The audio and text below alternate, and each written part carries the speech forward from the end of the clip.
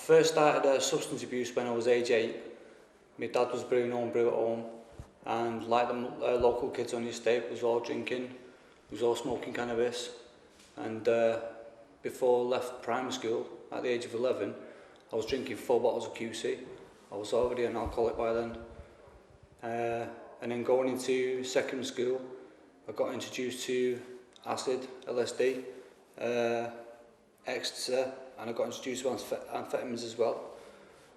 And then that's when I really lost control really of my schoolwork and everything else that I should have been doing. I just lost control of it. And then I left in the 3rd year, and then by the time I was 16, I got introduced to heroin by a friend on the estate, a good friend. And then I got a partner as well who was also using heroin, and she was using crack cocaine as well. And that's when I first started injecting as well with her, and that's where I ended up in Class A drugs with heroin and crack cocaine. Initially telling myself I'd never ever do that, of course. We've all got our morals and we say we won't do things, but substances is a way of breaking all that down. And before you know what you're doing, things you swear you'd never do. And then, due to my substance misuse, I got a life sentence for that. You know, for taking someone's life, partly drug related. And I personally have, overdosed quite a few times. I've even got a scar on my face where I overdosed and fell onto a cigarette and it burned down my face. I've nearly lost my life. It's been unbelievable, really. My mother was a prostitute herself and a drug user, and my father was an alcoholic as well. So my family upbringing was obviously full of lots of fear and stuff like that.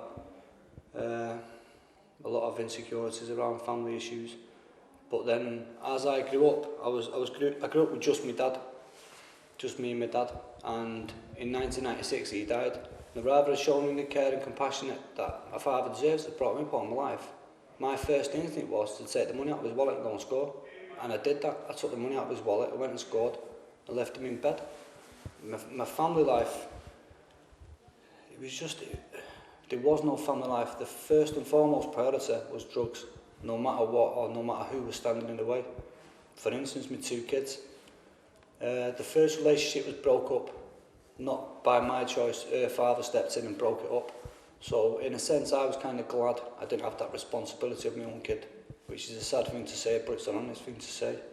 And my second kid, the girl brought the kid to the door and I shut the door in her face. I said, no, I don't want nothing to do with him. I shut the door in her face because, again, I didn't want the responsibility.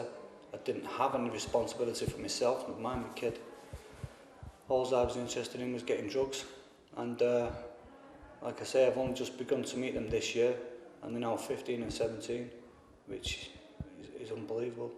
The first time I met my 15-year-old, I stepped through the threshold of the door and he was stood at the side of me, and I didn't even realise it was my kid, so I was side onto him.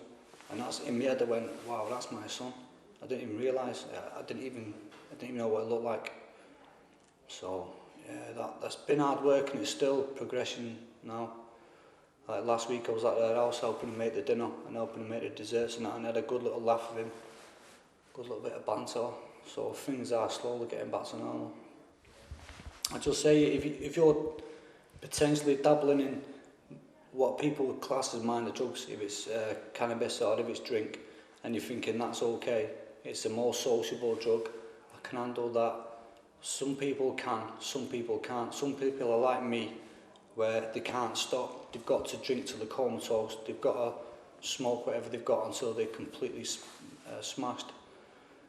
And if you are like me like that, then believe me, whatever morals you've got will quickly go out the window. The drugs you say you'll never take, you'll probably end up taking them. The things you say you'll never do, you'll probably do. And once you're in the thick of that, the drug's a powerful thing. It'll just keep driving you back and back and back, and then you don't end up where I am, sort of a life sentence for taking someone's life because of it. Things you say you never do.